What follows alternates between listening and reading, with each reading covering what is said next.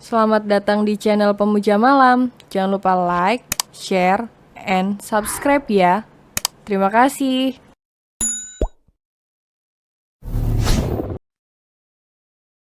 Chapter 50. Cukup bahagia dan damailah dengan masa lalu. Entah mengapa, wanita itu tak bisa diam. Selalu menyiapkan keperluan suami dan putrinya. Padahal sudah ada Maid yang melakukan tugas itu semua. Hubungan Alfa dengan kakeknya juga semakin membaik. Apalagi sekarang Tuan Arlo sudah bisa diajak komunikasi walau masih duduk di kursi rodanya. Restorannya pun selalu ramai. Banyak orang yang penasaran dengan resto yang keturunan Elgard itu bangun. Bukan itu saja, para pengunjung resto sangat berharap akan bertemu dengan si kembar. Memang, sesekali Alfa mengajak keduanya dan menyapa para pengunjung. Tak sedikit orang yang memberikan mereka hadiah karena kelucuan mereka. "Mas, ini bajunya. Tadi aku sempat setrika juga, agak lecek soalnya," ujar Yara yang berjalan menghampiri suaminya yang baru saja keluar dari kamar mandi. Alfa membulatkan matanya, dia meraih kemeja putih miliknya dengan cepat. "Kamu ngapain menggosok sih? Kan ada Bibi, biar Bibi aja." "Astaga, perutmu udah gede sayang. Aku ngeri," ujarnya dengan panik. Yara mengerjapkan matanya, dia mendudukkan dirinya di tepi ranjang. Seraya memandang suaminya yang sedang kesal ke arahnya. Penasaran, dia hanya menggosok, bukan mendaki gunung dan perlu diperhatikan. Apalagi, kehamilannya kini sudah besar, dan harus banyak berjalan. "Kamu juga kenapa belum siap-siap?" tanya Alfa seraya menatap ke arah istrinya itu.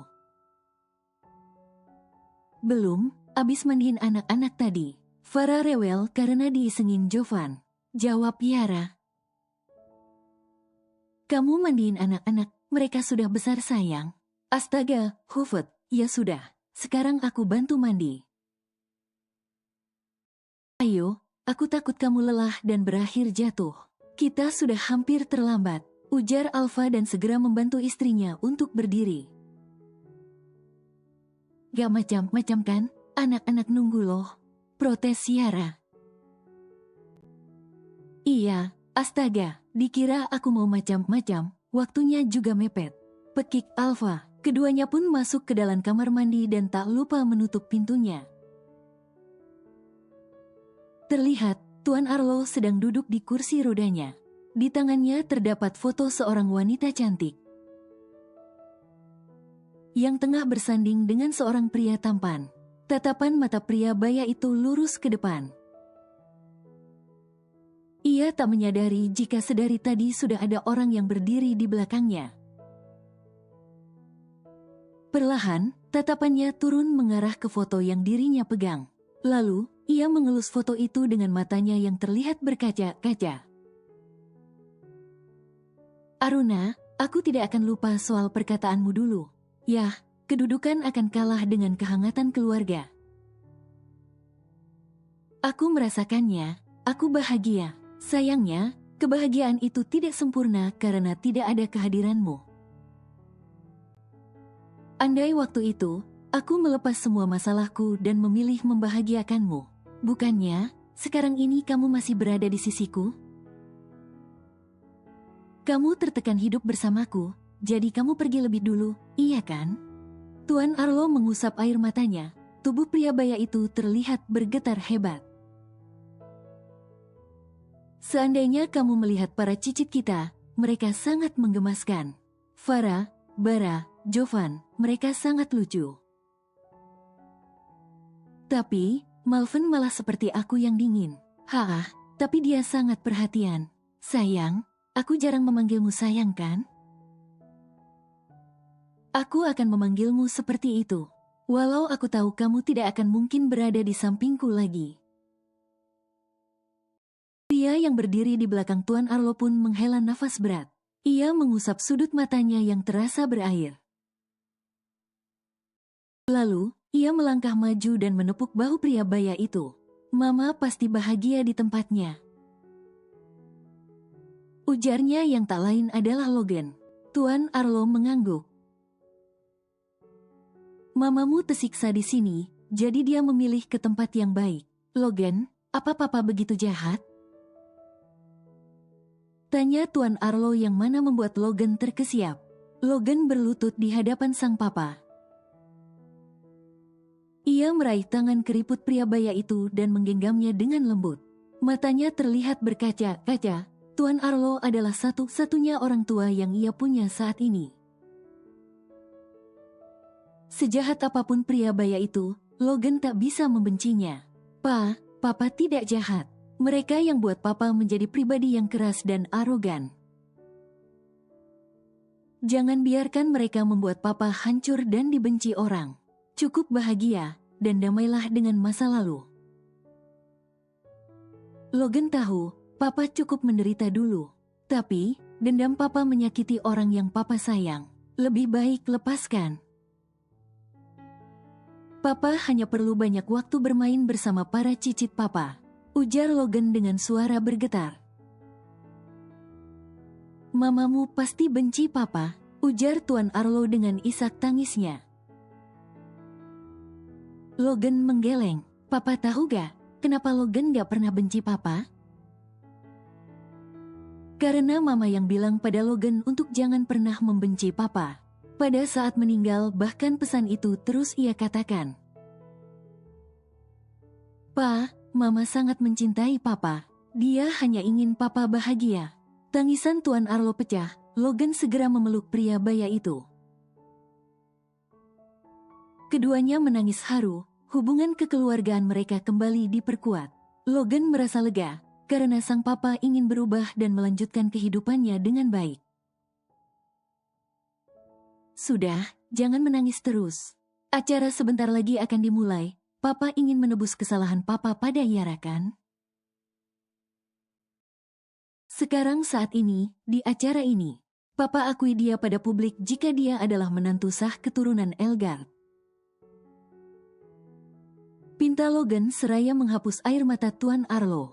Hari ini, Tuan Arlo mengadakan acara resepsi pernikahan Yara dan Alpha. Ia ingin menebus kesalahannya pada cucu menantunya itu. Dia tak peduli bagaimana tanggapan orang nantinya. Yang pasti, ia memberikan hal yang seharusnya Yara dapatkan sebagai memantu. Sementara itu, sebuah mobil telah berhenti di depan karpet merah yang dibentangkan. Para bodyguard siap membuka pintu untuk sang majikan. Perlahan, seorang pria tampan turun. Ia mengulurkan tangannya dan membantu wanita yang sedang hamil itu untuk turun. Flash kamera sedikit mengganggu keduanya. Pelan-pelan. Ujar Alpha saat istrinya hendak turun dari mobil. Gaunnya sangat sulit. Aku hamil besar tapi kamu memaksaku memakai gaun. Gerutu, ini acara resepsi pernikahan kita, bukan acara makan-makan. Sahut Alpha setelah Yara berhasil turun dari mobil dan berdiri di sisinya. Tak lama, si kembar ikut menyusul kedua orang tuanya tuh. Farah sibuk dengan bandonya yang belum lagi Jovan yang tak sengaja menginjak gaunnya. Gadis kecil itu berbalik menatap Jovan dengan keadaan rambutnya yang sedikit berantakan. Nda bika falatulun kalau diinjak telus baju payungna, seru Farah. Kenapa juga kamu pakai baju paku payung begini ha? Salah sendiri, udah jelek, pakai baju begini tambah jelek. Sewot Jovan, Alpha segera meraih putrinya yang hendak melayangkan tangannya ke arah Jovan. Pria itu panik, apalagi banyak kamera yang mengarah pada mereka. Farah terdiam sejenak saat melihat flash kamera yang menyilaukan pandangannya. Gadis kecil itu menatap bingung pada mereka yang sedang memfotonya. Heh, kok Vala dipoto? Gumam Farah. Farah segera meraih cerminnya yang ada di tas kecil miliknya. Lalu, dia berkaca dan melihat pantulan dirinya. Betapa terkejutnya ia saat melihat posisi bando yang tak rapi. Dan tatanan rambut pendeknya yang sama sekali tidak rapi. Hih, jangan foto dulu cepel tai kulil paket. Bentaol, biar ku lapihkan dulu rambutku. Seru Farah dengan panik. Ia segera melepas bandonya dan merapihkan rambutnya. Namun, gayanya saat ini sangat diincar oleh awak media. Apalagi, wajah lucunya yang terlihat panik. Itu sangat menggemaskan. Dah, fotolah, sudah cantik aku, ujar Farah yang mulai bergaya. Farah, pasrah Yara dan Alfa melihat putri kecil mereka yang bertingkah seperti itu.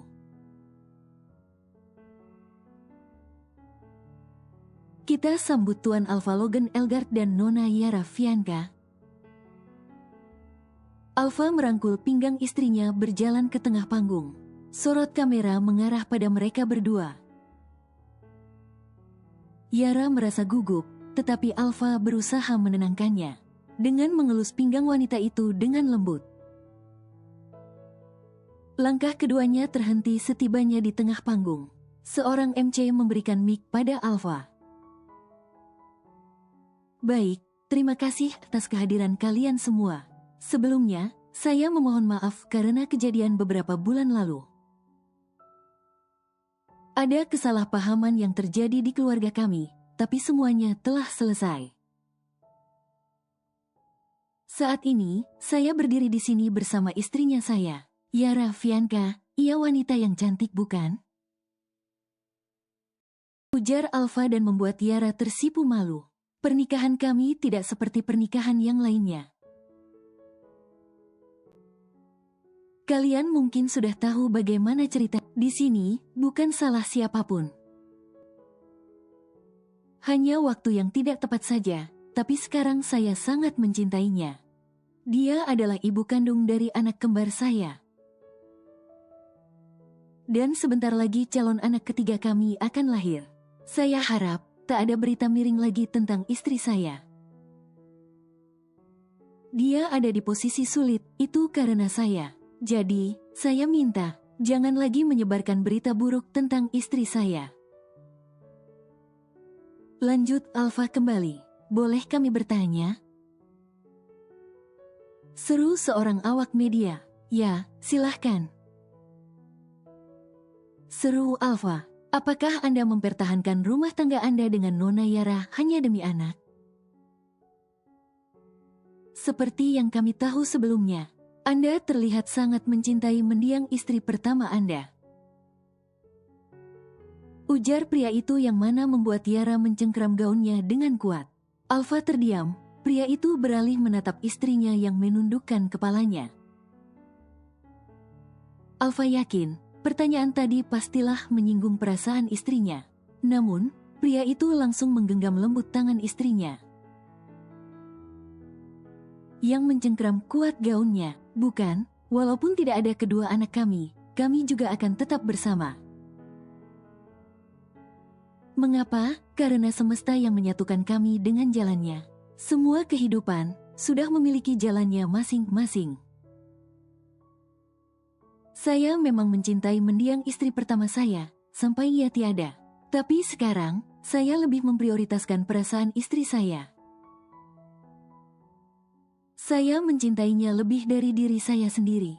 Terang Alfa. Suara tepuk tangan meramaikan suasana.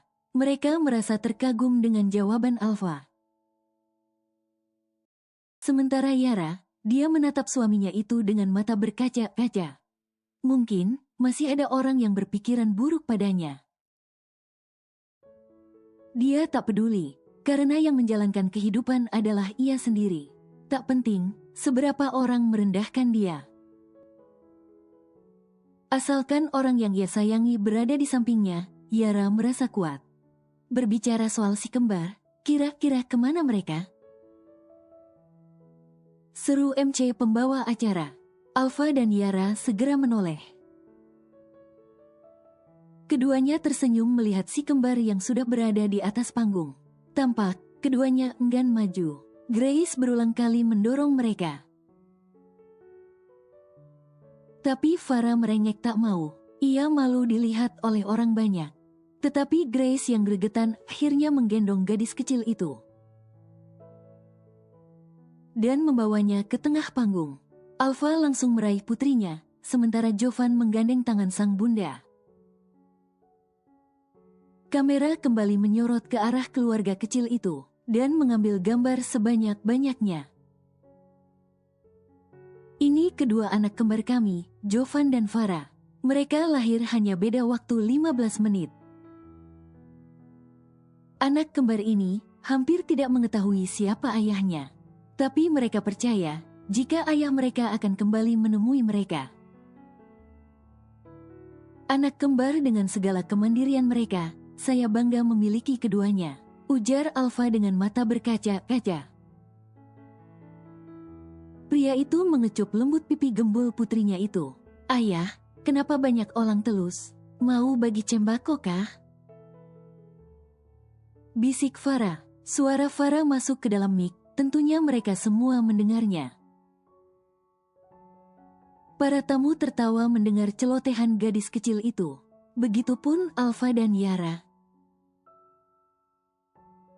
Mereka sebagai orang tuanya saja tak bosan mendengarkan celotehannya yang sangat menggemaskan.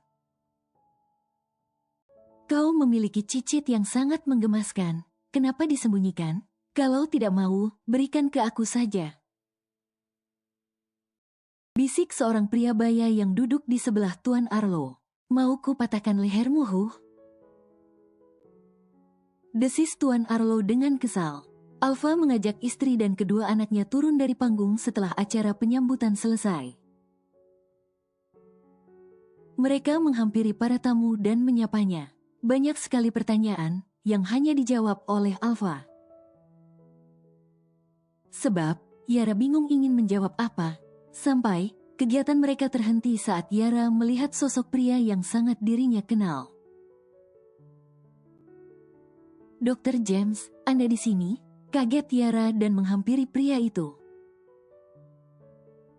Alfa merasa waspada, ia langsung merangkul pinggang istrinya saat melihat keberadaan duda tampan itu.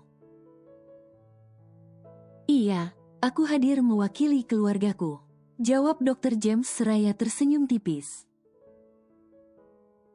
Yara dan Alfa saling pandang. Mereka tak merasa mengundang Dr. James apalagi mengenali keluarganya. Melihat kebingungan keduanya, Dr. James mengulurkan tangannya pada Alfa. Dengan ragu, Alfa meraihnya dengan tatapannya yang masih terlihat bingung. Saya James Ernest, penerus pertama keluarga Ernest. Tetang Dr. James yang mana membuat Alfa dan Yara terkejut dibuatnya. Anda, Dr. James tersenyum, ia menganggukkan kepalanya. Jabatan tangan kedua pria itu terlepas, keduanya tertawa sejenak.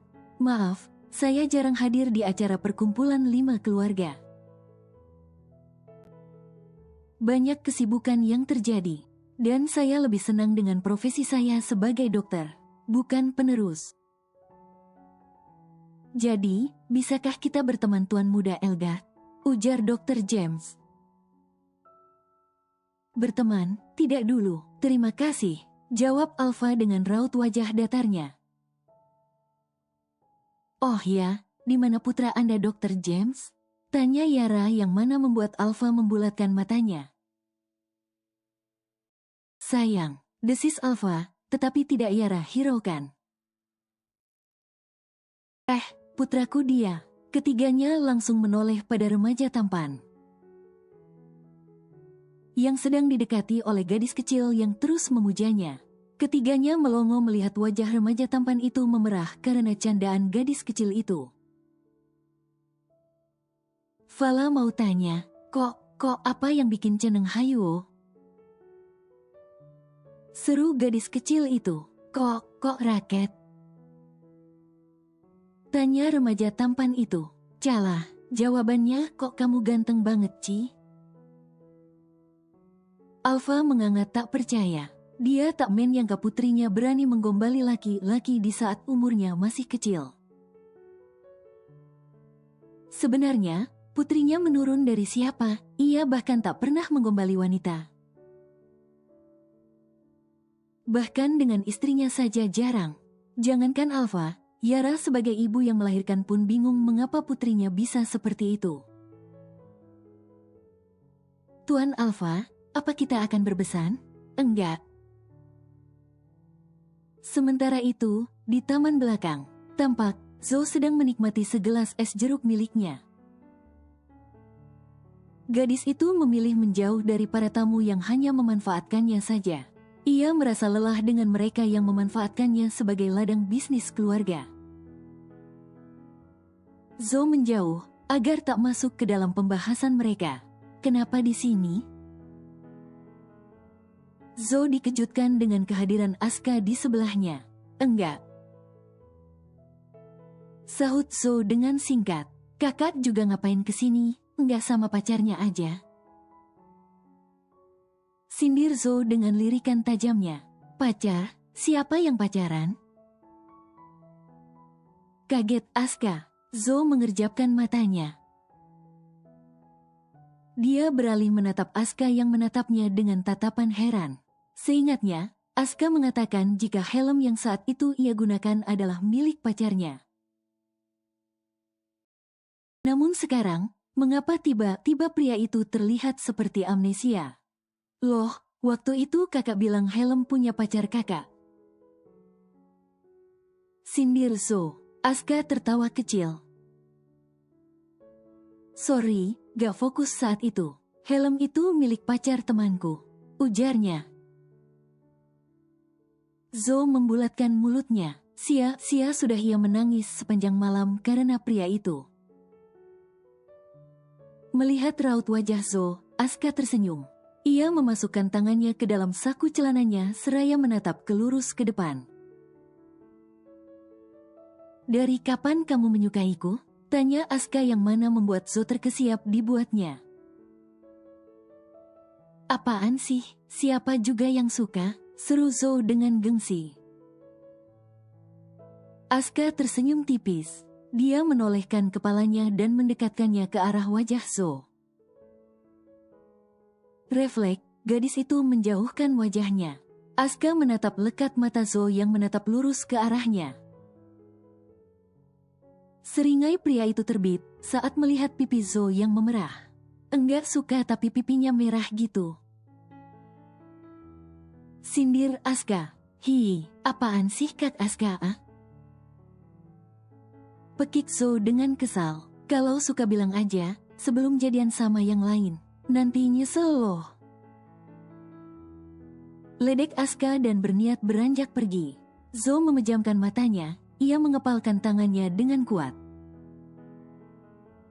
Iya, aku suka Kak Aska udah lama. Teriak Zhou yang mana membuat Aska menghentikan langkahnya. Pria itu menolehkan sedikit kepalanya. Kedua sudut bibirnya tertarik ke atas. Aku juga menyukaimu. Ujar Aska sebelum beranjak pergi dari sana, meninggalkan Zhou yang terbengong di tempat. Kak Aska, menyukaiku? Momi, anakmu gak cinta sendirian? Malam hari, setelah acara selesai Alfa langsung mengajak istrinya istirahat. Dia yakin, jika kaki istrinya pasti sudah bengkak lantaran berdiri dan berjalan terlalu lama. Untuk malam ini, mereka semua menginap di kediaman Elgard. Termasuk Salma dan Aska, keduanya diminta untuk bermalam di sana. Kakinya masih pegal? Tanya Alfa seraya menghampiri istrinya yang sedang meringis di atas ranjang. Yara menggeleng, dia mengelus perutnya dengan lembut.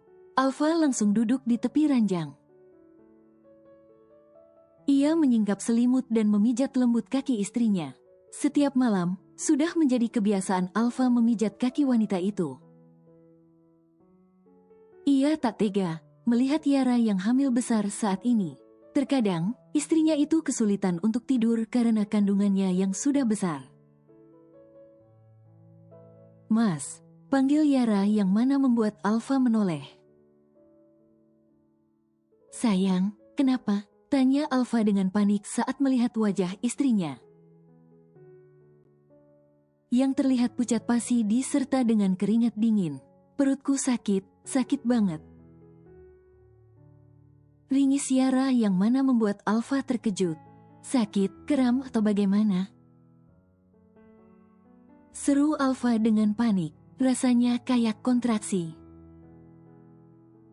Lirih Yara. Mendengar itu, Alfa segera beranjak dari duduknya. Dia segera menggendong istrinya dan berniat akan membawanya ke rumah sakit. Namun, sesampainya di luar kamar,